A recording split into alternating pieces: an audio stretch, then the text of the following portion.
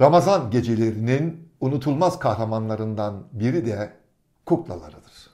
Ramazan'ın kendine özgü kukla gösterileri vardır. Ramazan gecelerinde kukla seyretmeye giderdi insanlar. Özellikle İbiş'i. Sakın kukla Batı menşeli bir sanat demeyin. 13. yüzyılda yazılan Sultan Veled Divanı'nda kuklalardan söz edilir. Selçukluların kukla oynattığını Sultan Veled Divanı'ndan biliyoruz. Çünkü kukla sanatı Türk kültürüne de aittir. Ve biz tarihimizde kuklaya hayal derdik.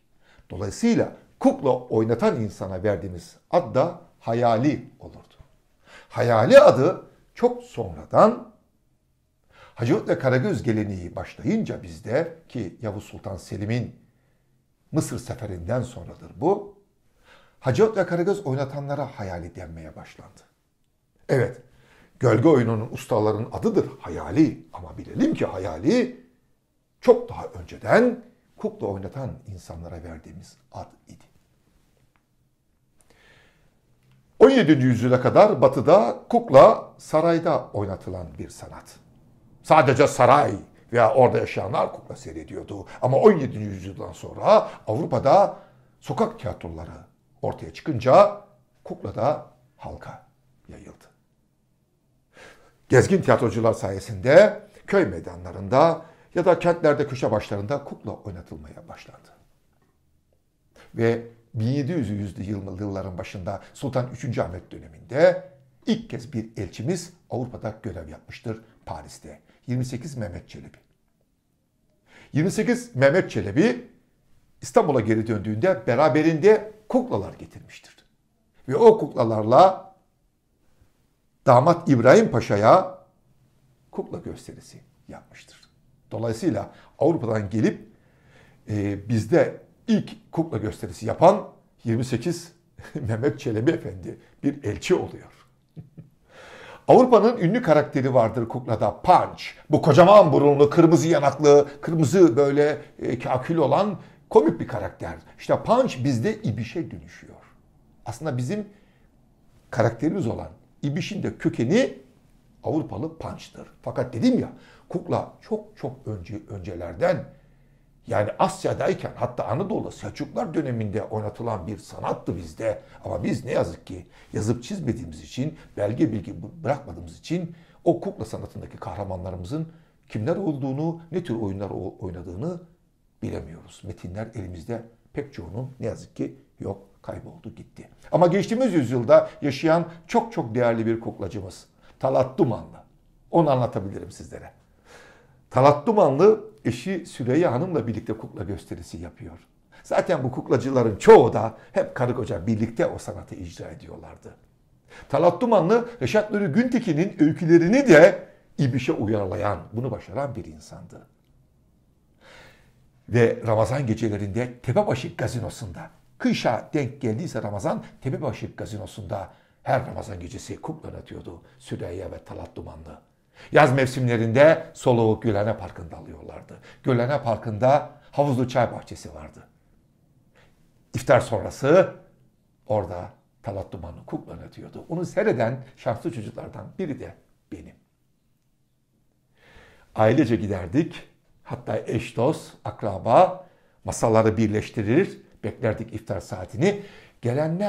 İftara gelenler havuzlu çay bahçesine yiyecekleri yanında getirebiliyorlardı. Ama İçecekleri oradan almak zorundaydınız. Ve mutlaka semaver, çay semaverde gelirdi. Ve iftar sonrası çocuklar, şöyle betondan bir sahne vardı, kukla sahnesi. Koşardık, yere otururduk. Talat Dumanlı'yı beklerdik. Talat Dumanlı 1972 Paris Festivali'ne, Kukla Festivali'ne katılıyor.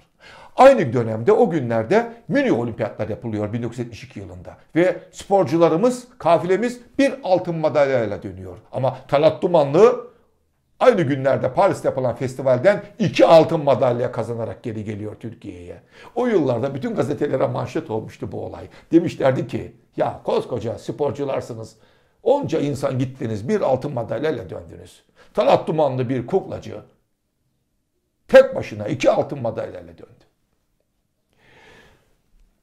Talat Dumanlı'dan o kuklaları Nevzat Açıkgöz alıyor ve Nevzat Açıkgöz artık Ramazanlarda kukla sanatını icra etmeye başlıyor.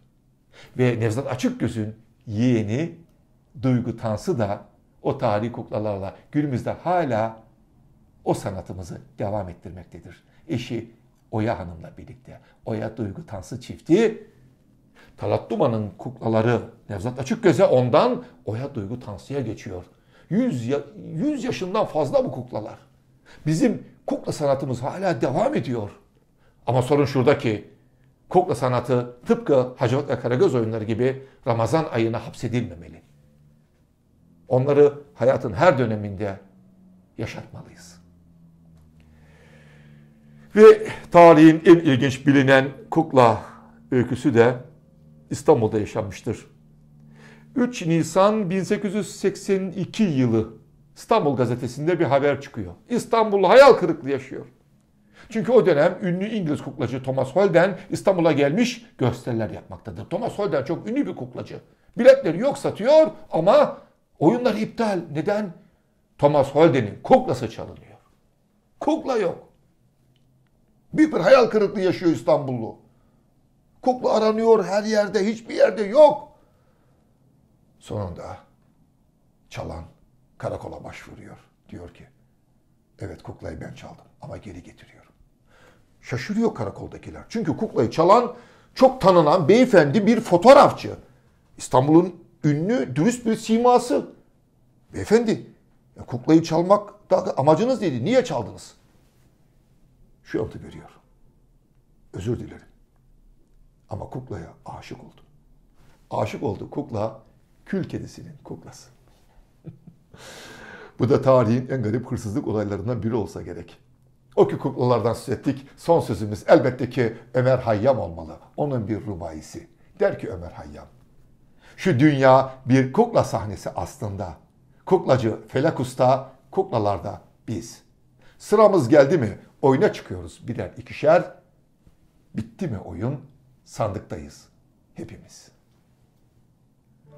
Bir Mahya Işıkları'nın daha sonuna geldik. Yarın yeniden birlikte olalım. Sürçülisan ettiysem affola.